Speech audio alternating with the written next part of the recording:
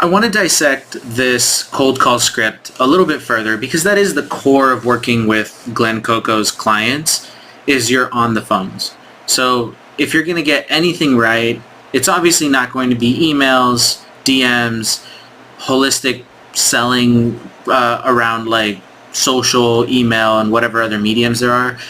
It's going to be on the phones.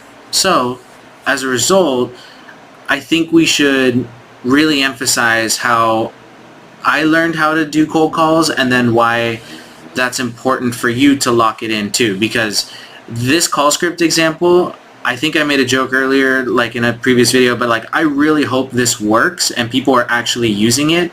I get the feeling someone in sales enablement or marketing threw this together because I would hope that a sales leader didn't put this together, and then the team like used it as reference, and then who knows what they're actually using. Because nothing there. Let me dissect this, and then maybe that'll explain why I'm not a huge fan of this script. Hello, may I speak with Andre, please? My name is Ezra from KissFlow. Do you mind if I take 25 seconds to explain while I'm calling? This right here is, I take issue with that question because it just doesn't feel like you're starting off a relationship with good expectations, because it's kind of a lie. Unless you really have your elevator pitch locked in and it will only take 5 to 10 seconds to say, so that you can, or even a full 25 seconds. Like I'm thinking, what is the 25-second budget? And can you actually hold to it? Because most teammates I've ever had or people I've trained have used this opener, and they find that, or I find that they just take a minute. Some people will ramble until a prospect interrupts them or just hangs up on them, because it's like, when are they ever going to talk? And it doesn't feel human at all. Who talks like that? Hey, can I get 25 seconds of your time? I promise I'll be brief. It's like, if that's your personality or your style, that's fine. I just don't think you're going to be as successful as someone who uses other models. Some that are either less dishonest, or if you can genuinely keep your pitch to like 10 seconds, 15 seconds. And that's a long time. So I take issue with the opener. But I know it's common, it exists, and I don't know if it's popular, but it's one of those that people have circulated enough times that I can understand why it's still around and why it's creeped in here. So not a knock against the person who wrote this so much as this whole opener is kind of a, I don't know how to describe it. It's just not, it's very hot and cold. It's very polarizing. Depends on who you're talking to. And I'm on the side against this opener. Okay, so they say, all right, fine, what have you got? Great. I'm reaching out because someone from your organization has shown interest in our platform. Have you heard of us? The irony to that is you're not telling them anything new. You have the average cold call lasts less than 70 to 90 seconds. So a minute and a half. That's all you have with these people, assuming they don't hang up with you at the start. So to open with trying to level set on context when really you called them, you disrupted them. You need to be bringing real value to the conversation, not trying to fish around on them. Like, fine, so you got through a shaky opener, what I think is a shaky opener. To then ask them a question about whether they've heard of KissFlow, you already have permission to talk, so why are you burning your 25 seconds with another question? It's all just very dumb. And on top of that, if they knew your brand or your name, you would think that they'd be like, oh yeah, KissFlow, what's up? Or they'd say, oh, KissFlow, yeah, we looked into that, we're not interested. Or we have looked into it and we're using someone else now. Like, they're going to give you context if they know who you are. If someone from Salesforce called me, hey Ezra, this is Jason from Salesforce, I'd be like, oh, hey Jason, I'm already a Salesforce customer, I just have multiple emails, so you probably caught me under a different identity or something. Or it'd be like, hey Ezra, I'm calling from Microsoft Dynamics. I'd say, hey, just a quick heads up, we are a Google shop and we already have Salesforce. So like, I know who you're calling from. There's familiarity there, and I'm either going to want to get off the phone or address it. So bad engagement, that one I knock. So if they're not familiar, they're saying use that as permission to pitch. So KissFlow stands for, let's get into that. So KissFlow stands for Keep It Smart and Simple. I know Kiss as Keep It Simple Stupid, but I guess they might have made that more PC.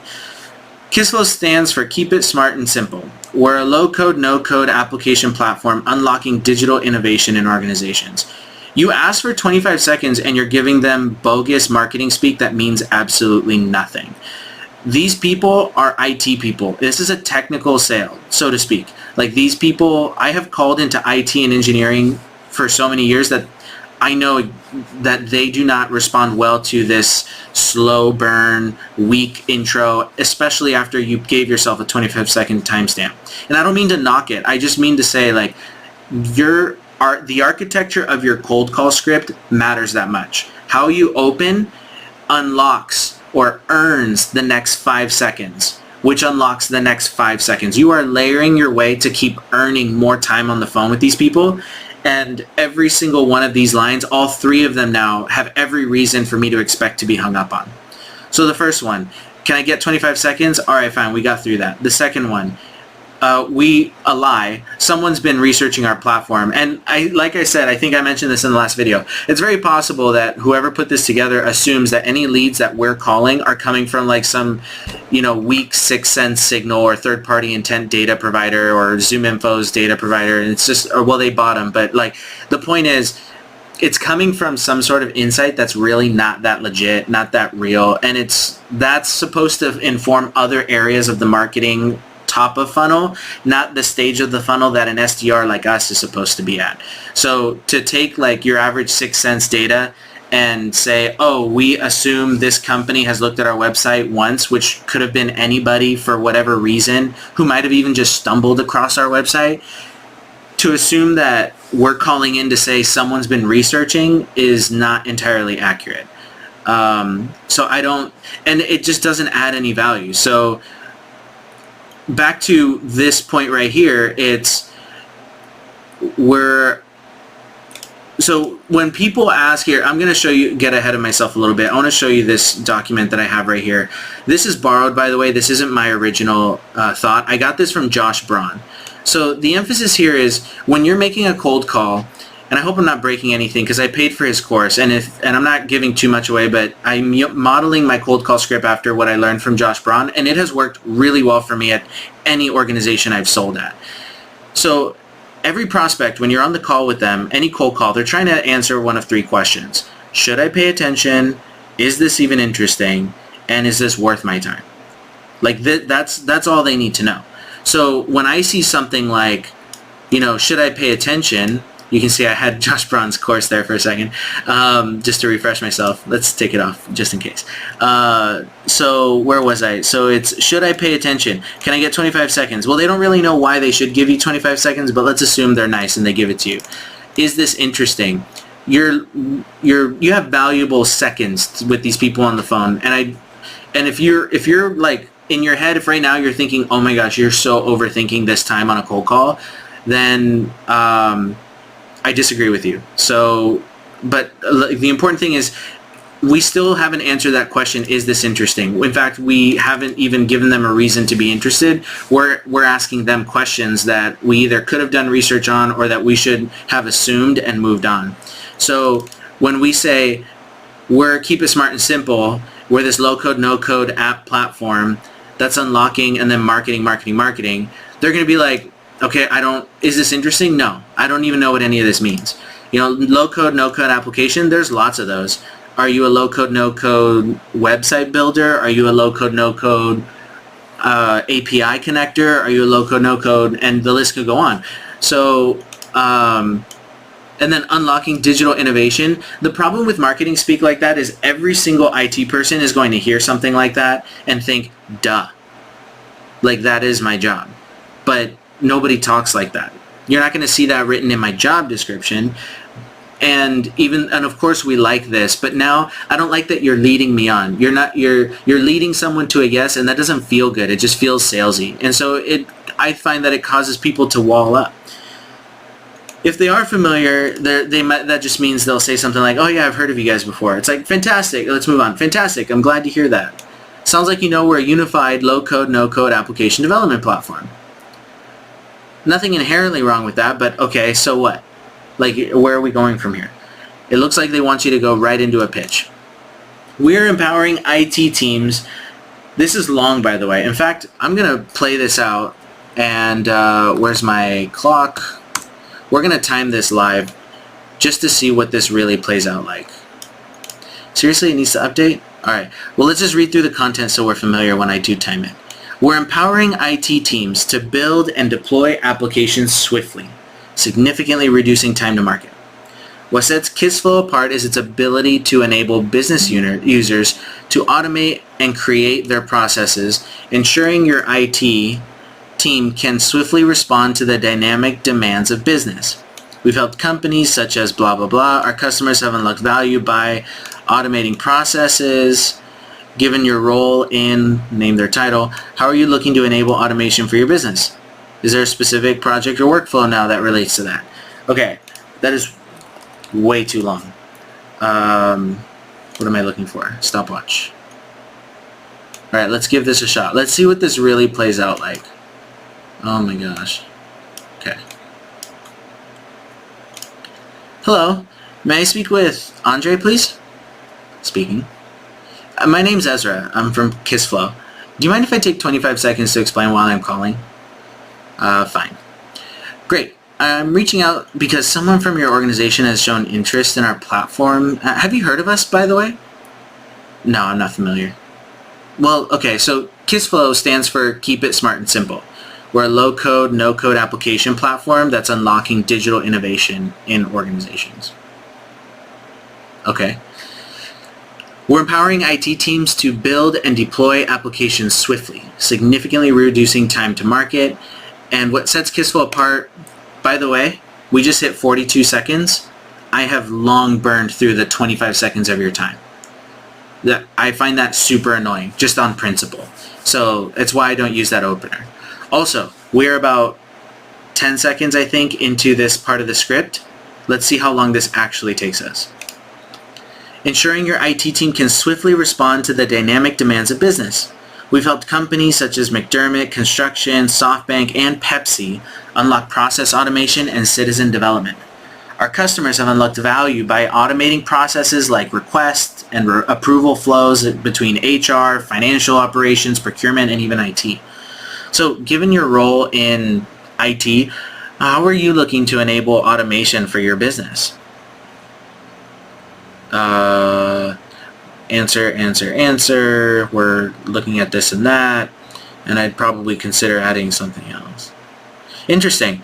Is there a specific project or a workflow that's ongoing now that would relate to all of that? Even I don't understand the question I just asked. So I'm already lost because I don't really know where the conversation should go from here. It's been a minute and a half, and by now most people would hang up. And if they're hanging on, they're just being nice or bored. And people who are busy don't want to be on the phones, and if they're busy, they're probably the people you want to talk to. If they're not, I'd be more concerned. Now, and then we go into this, that's a pretty common use case for our platform. Let's set up a call with our technical experts. Like, we haven't earned any value. All we've done is told them about us and say, what do you think about meeting with us? That's why I like Josh Braun's model. Why someone should pay attention is related to whether or not we're interesting and the expectation we set for a call that's unsolicited. And then lastly, whether they should invest time means we are challenging them or suggesting there's a way they could be doing what they're doing better if they're even doing that at all. And so what that looks like for KissFlow, and you'll see it's really very simple. It's not rocket science, but the permission-based opener is the model I like. There are a million ways to write this. I've seen so many iterations of this. I picked one short and simple, and it goes, hey, Andre, my name is Ezra. We've never spoken before, but I was hoping you could help me out for a moment. Would that be all right? The permission-based opener is supposed to solicit them for just a few minutes, enough that they have to justify whether or not they have the time. Because any objection they have from here is a totally different scenario. Handling objections, that's a different conversation topic. And that usually comes with experience. Speaking of which, Josh Braun has like a course or flashcards or ebook or something that you can purchase to study up on good ways to respond to objections, and I love it. I use it all the time, and now I've got them memorized. So it just rolls right off the dome when someone hits me with an objection. So, moving on. This is actually a common thing. I'm looking over here at my bookshelf right now because there's a book that I've bought. Actually, I don't see it. I always keep it up there. Oh, there it is. So this book I recommend to everyone. It's called Cold Calling Techniques That Really Work or Actually Work or something by Stephen. I can't read the last name. I'll try to link it in the description below or something if I remember. But that book is really, really good for cold call people. Or people who are learning how to do cold calls. That book outlines excellent frameworks. They're a little dated, but it is a 7th edition that released a few years ago. So in theory, it holds up to the author. But the principle of that book when it comes to why you're calling people is you're setting the expectation up front that, and by the way, that book was originally written in the 80s. This isn't new. It's 2020s. It's the 2020s, and this principle has existed since the 80s. Open cold calls with, you could be so brazen as to just say, Andre, my name's Ezra. I'm calling from Kissflow. I was hoping I could catch you so we could schedule some time for us to meet on the calendar when I'm not calling you out of the blue. Or even more to the point, hey, Andre, this is Ezra. I was calling so that we could schedule an appointment. And then stop. Leave it at that. See how they respond to it. That's literally why you're calling. You're calling to schedule an appointment. Let them verify or validate you. But if you're going to play it a little more smooth, I like the permission-based opener. Tell them, hey, I'm calling because there's some stuff I want to find out. The solution we sell isn't going to be so simple as, hey, can we book time on the calendar? And I'm just going to assume that this will be of value to you. So we try to build a little value case when we make this cold call.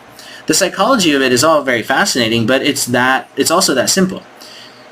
Ask for permission to speak, but not with some bogus, can I get 25 seconds, 37 seconds? Can I get 70 seconds to tell you why that's just dumb. It's masking the reality that this is a cold call. No one likes to be interrupted in their day. And, we're trying to level set with them as human beings. So just be human. Can you help me out for a moment? Yeah, sure. What's going on? Right?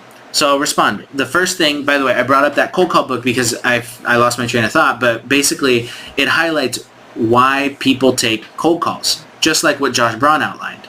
The first thing, not why people take cold calls, but why we should be making cold calls and how we should be using them. You see, a cold call is really not so much about getting the sale. It's about getting a data point. It's about getting account intelligence. So when you make a cold call, first of all, the most important thing you're trying to figure out is whether or not you have the right person. And this should be especially true for Glencoco because in my short, limited experience of seeing their lead lists, I don't have a lot of confidence that the people in that lead list are really that validated as being the people we should be talking to. So the first thing you want to do before you waste anyone's time, especially not yours, when you're probably going to be making money based on the number of dials and the number of people you hit, so don't waste time with someone who's the wrong person, you could say, or the first thing is to find out, are they the right person? So that's the first category. Verify that this is the right prospect. So you can answer with, they say, sure, go ahead. You respond with, thanks. I'm not sure if you're familiar already, but I work with a company called Kissflow. So that I don't waste your time, is citizen development something that falls within your purview? Now, the reason we're asking this question is because, first of all, we set up the expectation that we're asking for some help, and we're trying to find our way. We're going to validate whether or not they're the right person, but not in the cringy, really basic and, entry salesperson that says, are you the decision maker? Never ask that. I coach kids playing soccer, or I coach kids soccer. Technically it's varsity high school, but they're all kids, right? So I coach kids soccer, and some of them, when they trap the soccer ball, they take a step back. So if someone passes the ball to this kid, the kid will stop the ball where, in its tracks. They'll take a step back and then run up to the ball and kick it. It's one of those things where it's not like it doesn't work, but anyone who's a soccer player or who knows soccer knows that that's a sign of bad skills, inexperience, or someone who doesn't know the game or doesn't play the sport well. It's just a tell. There are nuances to every sport where the way that they flick their wrist or don't when playing basketball, something about the form in the way that you bump or set a volleyball, the way that you handle this scenario I just described in soccer. In sport, it's easy to tell when someone's good at something or not, or at least assess and make a pretty safe judgment on someone's ability or level. And this is one of them. When you were to, if you were to say something like, hey, are you the decision maker, or are you responsible for this and that? It's one of those moments where it feels like someone who trapped the ball and had to take a step back to kick it again. But even then, I can appreciate that there are times to be direct. This is just not one of them. And by the way, I bring this up because I do see that line in a lot of like sales examples. I see people write it and talk about it, and it's not good. So what this is doing, by the way, verifying the prospect with that question, what we're doing is what's called challenger selling. So there's a book out there called The Challenger Sale. That's probably one of the best books, number 2 of the books that I read that I tell everyone is actually worth reading for sales.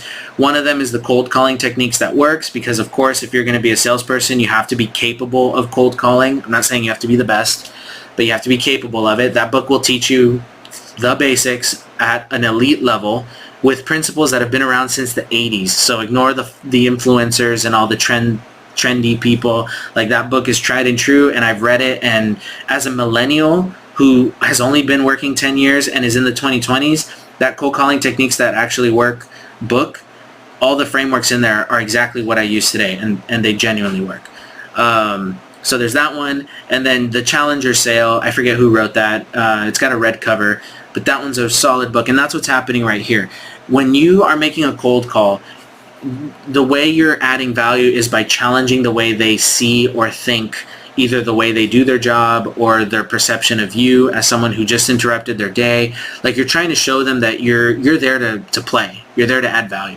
So you want to say something like, is citizen development something that falls in your purview? You're not just verifying whether or not they're the right person, which I did because, you know, in the way that you say, oh, are you the decision maker? I said it really fancy like by saying, does this fall within your preview?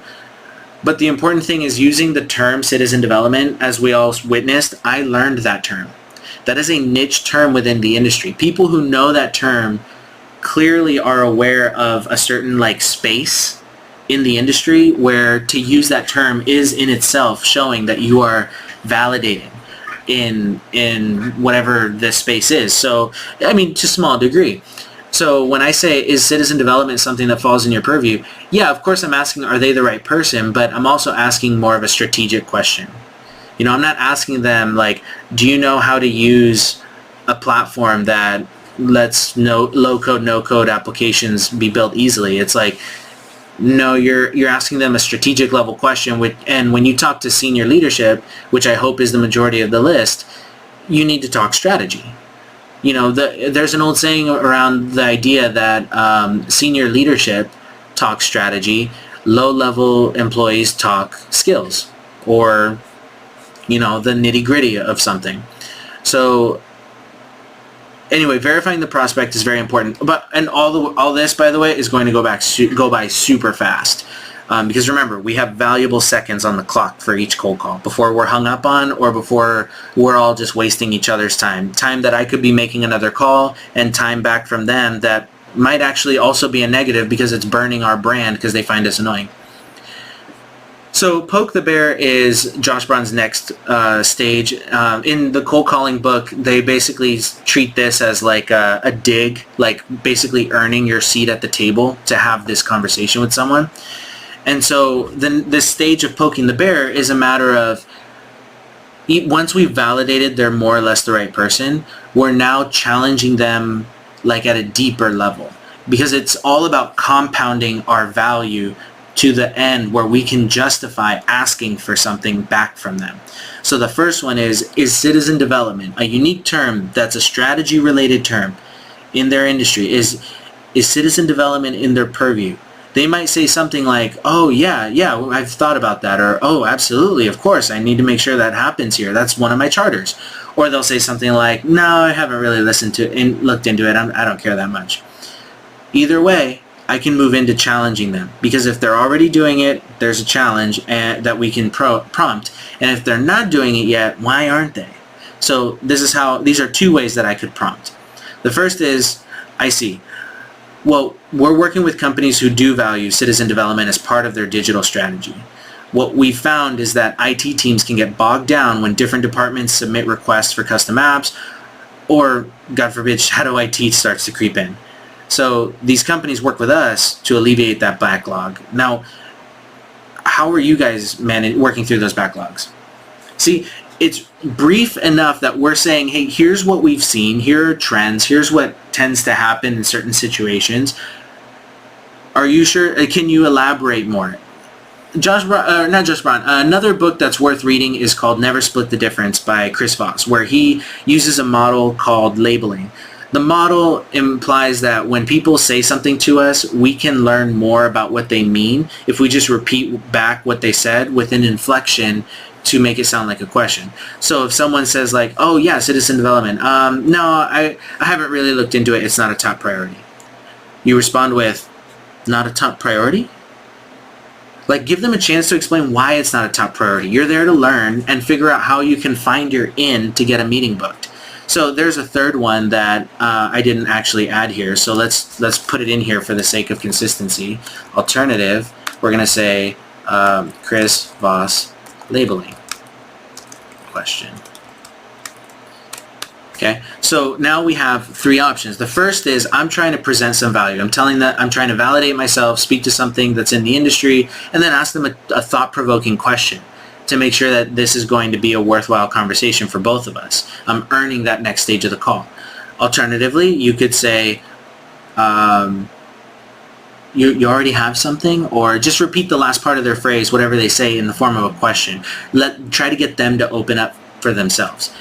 And then lastly, I had a different pitch. I don't remember why I wrote it, but I liked it, so I left it there. Another pitch could be, where do we leave off? He'll say, it doesn't really matter, right? Yes, we value citizen development, or no, it's not. It hasn't been top of mind. We've had other priorities. Well, okay, I understood. The thing is, most IT teams that we work with have said that when they're spending weeks getting a custom app ready for their stakeholders, we're enabling those stakeholders to build the apps themselves, where with only 30 minutes of training, they can build their apps within an hour. So I'm curious, like, I understand you have other priorities, but how long does it take your team to get custom apps out to your stakeholders? You see, even the way that I just naturally went the direction of, oh, it's not a priority, we're trying to add value, saying, what would you do if you had that time back, though? You see how these three different models unlock more information? The more we can get them talking to us, the more insight we have to make a case for asking them for time, because it's relevant. It adds value to them that a meeting would be valuable. And of course, it kind of comes back to more peeling the onion as far as you can go.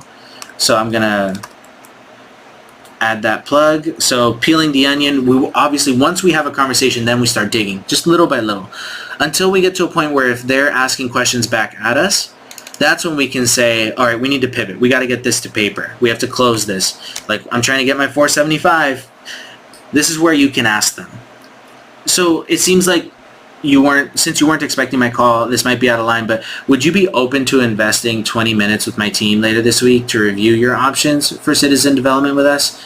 Because you're asking a lot of questions, and I get the sense that would be a better use of your time when I'm not calling you out of the blue.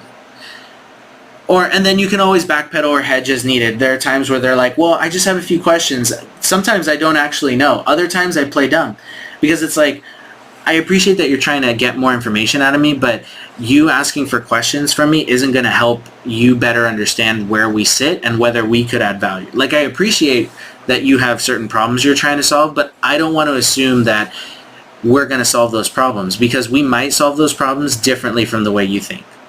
So I'm not saying that's part of the script, but this is why building this case over the course of a cold call is really important. So especially from the beginning. So for context, let's put some time on the clock and see how long this actually takes me by comparison to what we saw before. So let's get the stopwatch going and reset. Hey, Andre, my name is Ezra. We've never spoken before, but I was hoping you could help me out for a moment. Would that be all right? Okay, what is this a sales call? It is. It is. Can you spare a moment? I just have a few questions. Okay, fine. What is it? Thanks. Not sure if you're familiar already, but I work with a company called Kissflow, so I don't waste your time. Is citizen development something that falls within your purview? Citizen development. It could be, yeah. Let's just say it is. Got it. Okay, so the reason I ask is because we're working with companies who do value citizen development as part of their digital strategy. And the reason is because we find that IT teams are getting bogged down when different departments submit requests for custom apps, or shadow IT starts to creep in if they don't stay in front of it. So these companies work with us to alleviate that backlog. How are you guys working through those backlogs? I guess, well, we have a queue. They submit a ticket, just like any other IT support help desk situation. And how's that working out for you? Well, I mean, it could be better, like, I'm not really sure how much we're going to prioritize that, and whether it's something that we think it's worth investing in right now. I see. Okay, it's something worth investing right now. Well, I know you weren't expecting my call, so forgive me if this seems out of line, but would you be open to investing just 20 minutes with my team later this week to review your options and see if this is something worth bringing back up to the team, and see if this is a priority that could win that time back, maybe even save on some costs? So you can see that with just 10 extra seconds, I've already nearly finished the call script.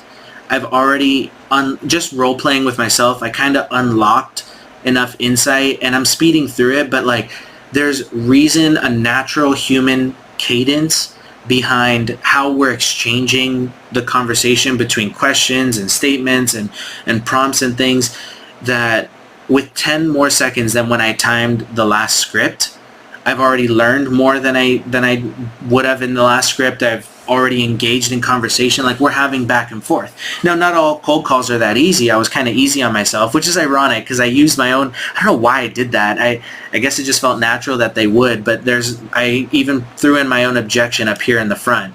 I forget what it was. It's like, is this a sales call? Like, why are you talking to me right now? I mean, remember what I said earlier? People are trying to figure out, should I be paying attention?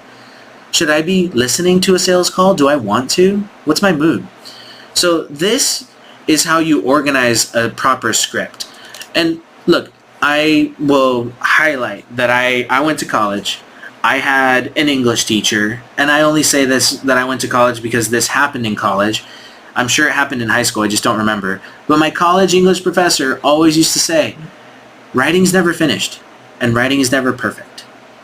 Anything you write can be rewritten to an infinite, without end.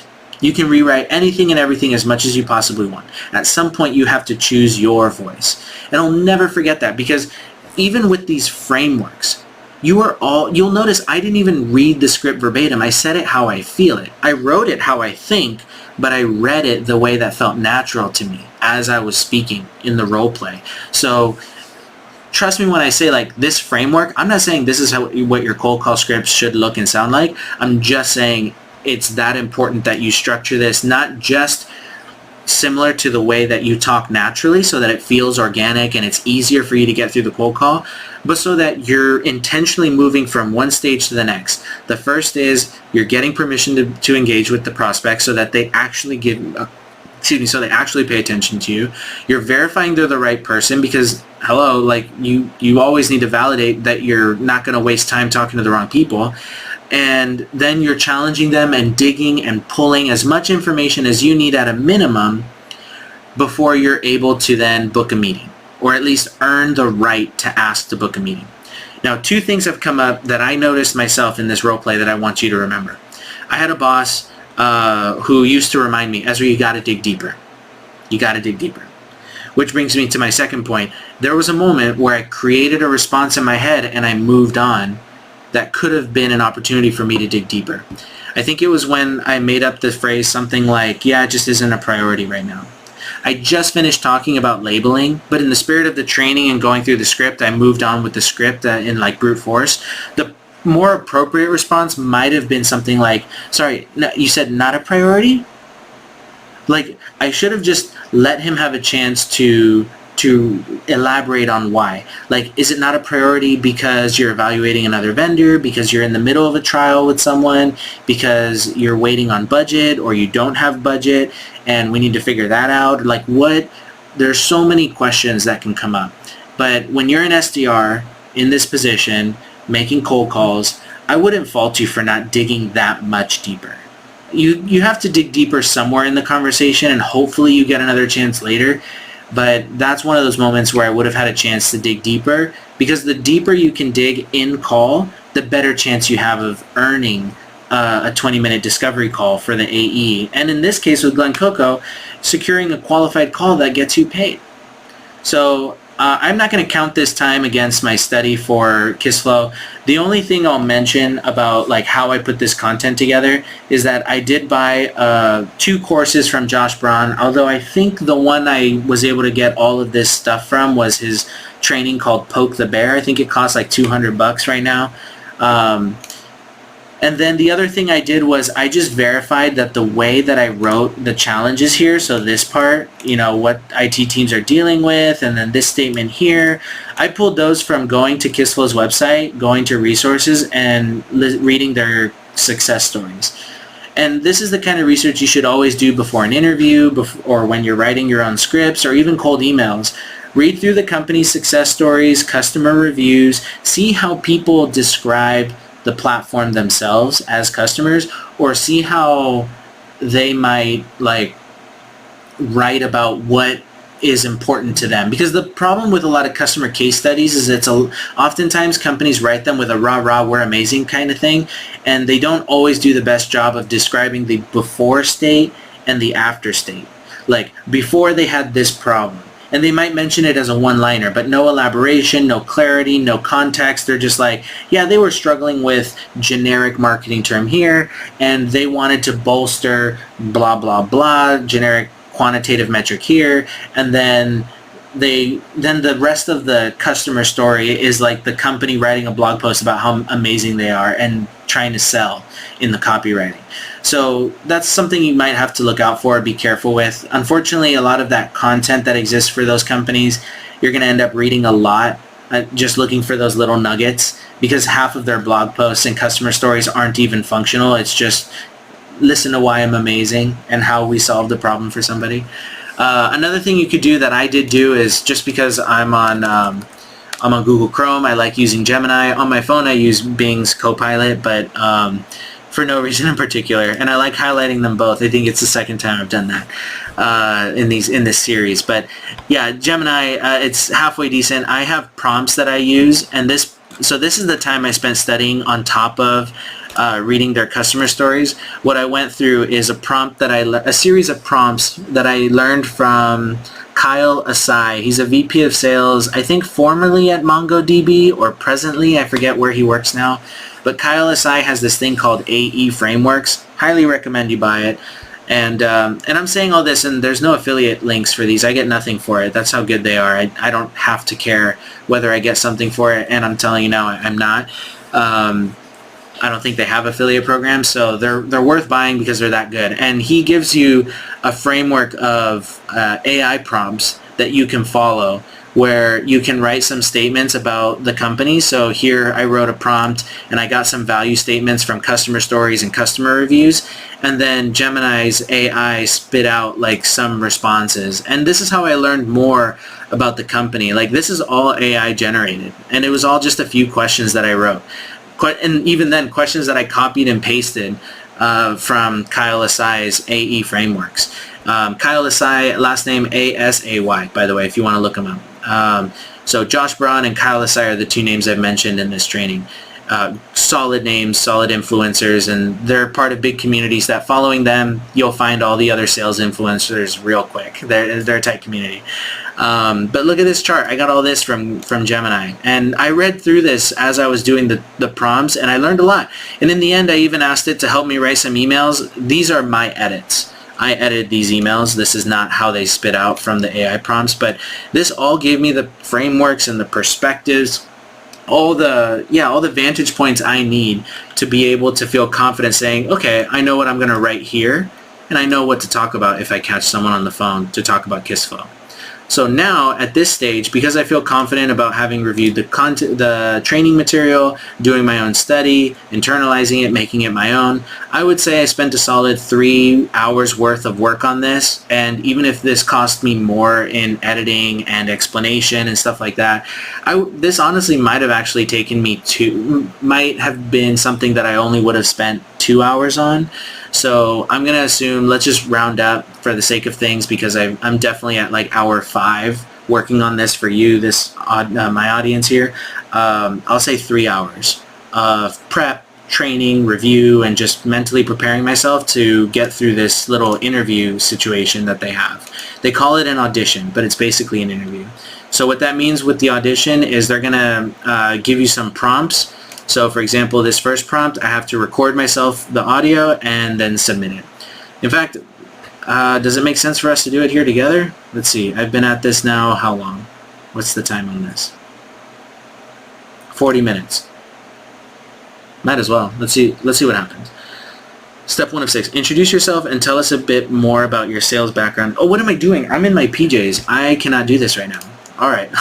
I got to come back to this. But anyway, the content is, well, shoot, I don't know if it's going to request video. I didn't think of that, actually. Let's see what happens. Introduce yourself and tell us a bit more about your background and experience. Okay.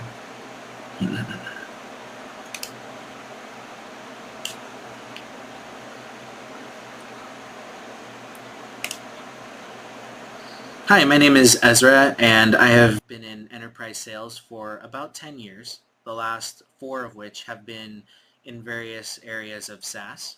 I have sold traditional SaaS products as well as enterprise complex infrastructure software where it was very highly technical and complex selling environment. So anything from transactional sales to long deal cycles, I've been around prospecting and managing my own pipeline, both as a cold caller, an SDR, and as a closing full deal cycle AE.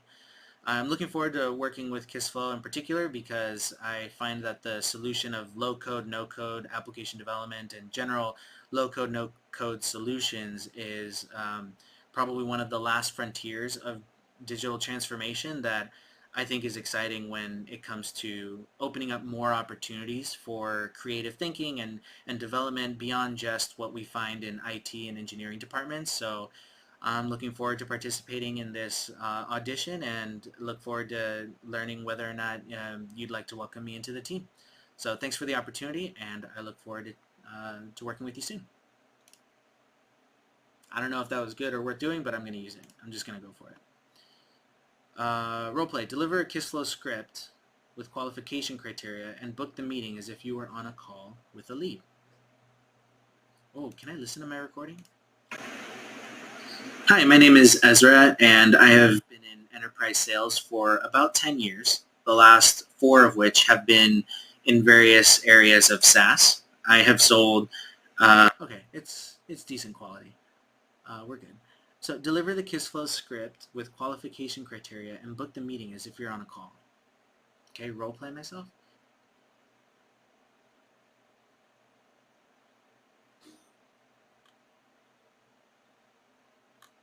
I forgot what the qualification criteria is. Prospect is actively looking for, yeah, it makes sense. Yeah, so this is all just the same. Qualification criteria. Book the meeting. Okay. This is just the content. It looks like it's written a little differently, but because this is an audition, I'm going to use the content they provided instead of my own, because I don't know how they're evaluating this. Okay. What was it called? So I need to go through the script. I need to mention, are you actively looking for a SaaS-based no-code or low-code platform for app development and pros? Okay.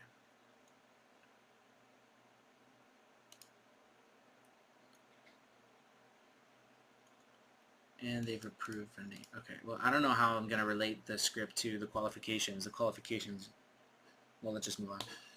Deliver the KISS flow script with qualification criteria and book the meetings if you're on a call. Okay.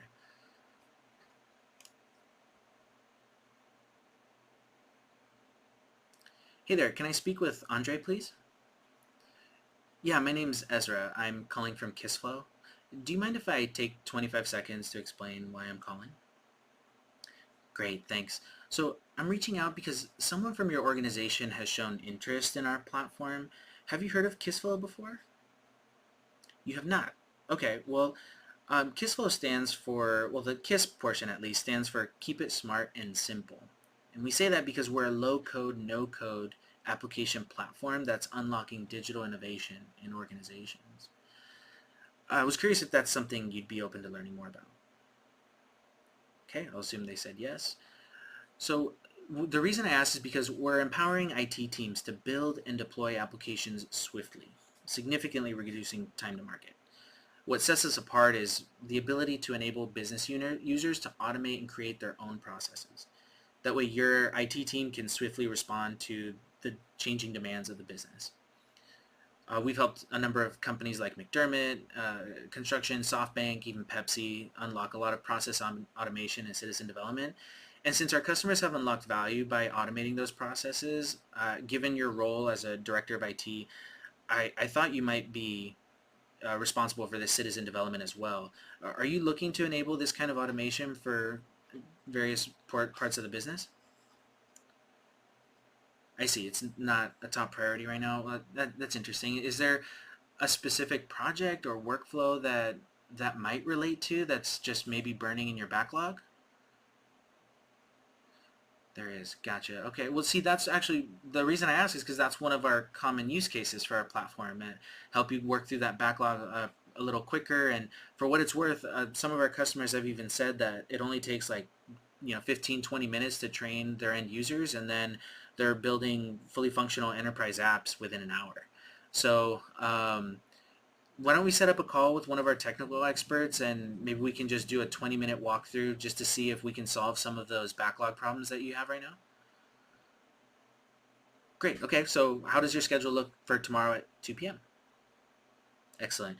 Out of curiosity, though, would anyone else feel left out if we didn't include them on that call? No, just you, director. That makes sense. Okay. So last but not least, and I know this wasn't a top priority, and I'm catching you out of the blue here, but could you clarify for me, like, if this were to be of value, is this something that you think would be worth implementing relatively quickly? Like, let's just say all the stars align and all the budgets work out. Like, is this something you'd want to use within the next 3, even 6 months, or is even that too far out, maybe? Oh yeah, if it all works out, you would want to get this going right away. Perfect. Glad to hear it.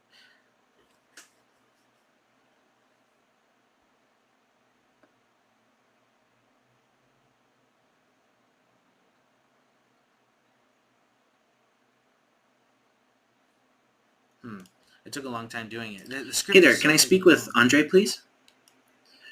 Yeah, my name's Ezra. I'm calling from KissFlow. Do you mind if I take 25 seconds to explain why I'm calling? Great, thanks. So I'm reaching out because someone from your organization has shown interest in our platform. Have you heard of KissFlow before? You have not.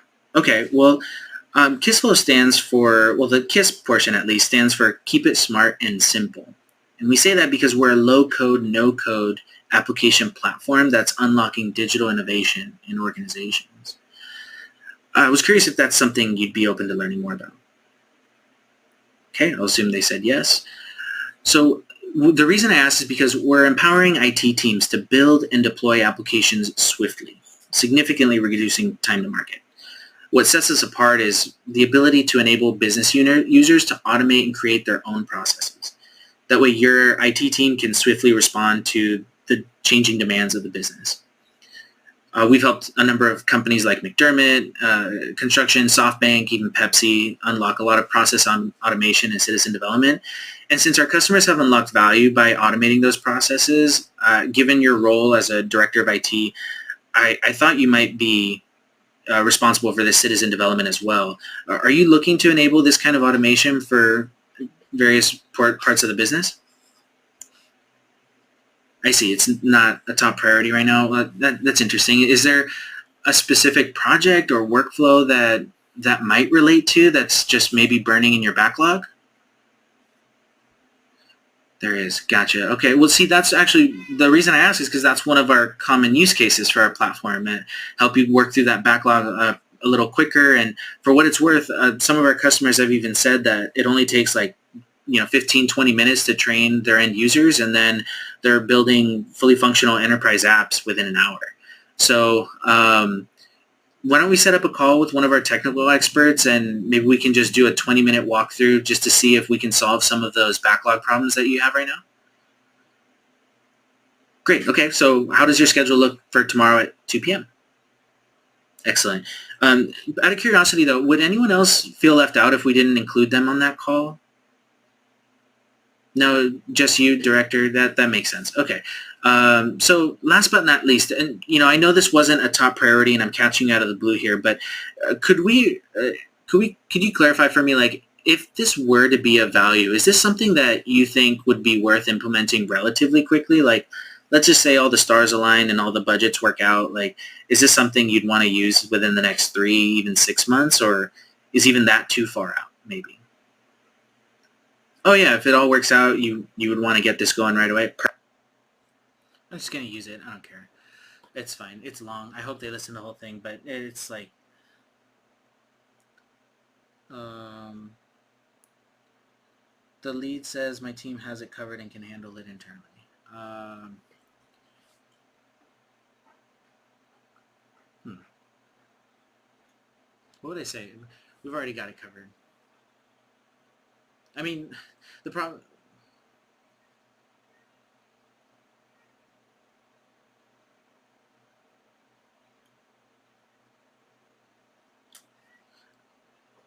The thing is, the training doesn't really cover this, and I saw that. Okay.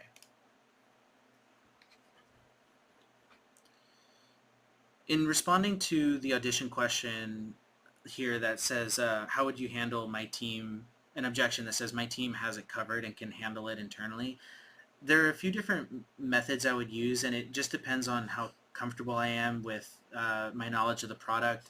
Some of this stuff wasn't covered in the training the way that I would instinctively want to use. For example, if someone says to me explicitly, oh, my team has it covered and we're handling it internally, I would say, you have it covered? Almost as a prompt to get them to elaborate further, because it's a model that's commonly used these days, especially after the Chris Voss never split the difference method of labeling. So, if someone thinks that they have it covered internally, of course we want to dig deeper and peel back that onion. So one of the methods, like I said, would be, kind of repeating what they said back to them in the form of a question to see what I can unlock. Another way would be something like using the technical knowledge. Like, unfortunately, I don't actually know how many applications in a backlog would prompt that Kislo would see its best value, but I would probably ask something like, "Oh, you have it covered. How many items are in your backlog right now? Or do you have, like, more than 10, 30, 50? Like, what does that look like these days?" Just to get a sense of, what level of scale they're working on. And then lastly, I'd lean in. Another option could be leaning into, my team has it covered. We're handling it internally. I'll say something like, I'm not sure if this is what you had in mind, but when you say your team handles it internally, one of the initiatives that we support is citizen development. So even if your team has it handled, do you think there would be any value in enabling your stakeholders to take on some of that development workload for you? And of course, all federated and under your governance in IT. Well, what's your take on that? Any one of those ways, depending on how the call's going, would be a method I would use to address somebody who's trying to brush off the idea that they can handle it as they're doing it right now. Yeah, I'm comfortable with that. Audition question. The lead says, we don't have the budget. Yeah, there's only like 3 directions you can take with that too. if I were faced with the objection that they don't have the budget, um, it's a little interesting because I'm sure I wouldn't have said anything about budget to begin with. So to assume they don't have budget just tells me I need to dig further. So if they say we don't have the budget, my initial instinct is to ask them, what if they don't have budget because it's locked up this year, are when is their fiscal year? Maybe it's an issue of requesting budget for another year, and so by asking them that, I'd learn a little more account intelligence that would unlock even a follow-up question, or I guess I could even lead with this one where if they say we don't have the budget, I would just ask, is, even if you don't have the budget, that's part of why I would call right now, or why I'd want to speak with you now, because I'm not expecting, I know I called you out of the blue here, I'm not expecting you to buy anything today, but if not even for this year, I'm sure when budget review comes up next year, I'd like for an opportunity for you to consider our solution as something that might earn a place in your budget planning. So now, if anything, would be the perfect time where I'm not expecting you to buy, and I wouldn't expect you to feel that kind of pressure. And if we can align with your initiatives, then reconnecting next year makes all the more sense to me instead of me calling you out of the blue, when you're in the middle of getting your budgets ready to present. That's at least from an enterprise sale perspective, that's how I would look at somebody who's assuming they don't have the budget. If they genuinely don't have funding, then you could always use the Chris Voss labeling technique of reiterating the question with, "Sorry, you don't have budget?" In the form of a question that prompts them to share, like, do they just not want to spend more? Are they actually in a budgeting freeze? Like, what they are must be using tools to do their job. So what does this budget mean is all I'm trying to uncover here. I'm getting rambly. I'm not sure if that's a good way to do it. I'm going to use that audio. Another question. We're in contract with an existing vendor. Same thing. It's funny to see this question that, about how do you handle an objection where they're in a contract with an existing vendor, because I kind of covered it in the way that I would handle the budget, where if they said they're in contract with an existing vendor, two directions come to mind. The first is, I totally appreciate that you have an agreement with someone. Part of why I'm calling is to really create an opportunity for all of us to make sure that you have the best vendor in place. And if you haven't evaluated KissFlow before, I'd like that opportunity to compete around renewal times. So if you're in contract right now, when does that period come up, so that we can connect and see if the person you're working with or the group you're working with is really the best approach for the following year. You could also be more pointed. Another option would be, we're in a contract with an existing vendor. I'd just candidly ask too, like, oh really, who are you using?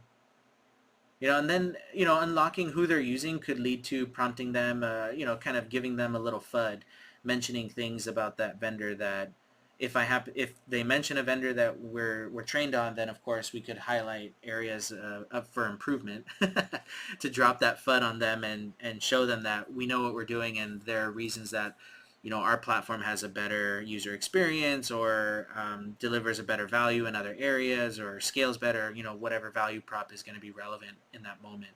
But at the end of the day, if someone's using an existing vendor, to me, the most important thing, though, is to lock in a commitment to allow us to participate around the competitively around a renewal season, because I can't always assume that that somebody who's in the middle of a contract is going to be willing to turn that vendor into shelfware and double pay for a vendor.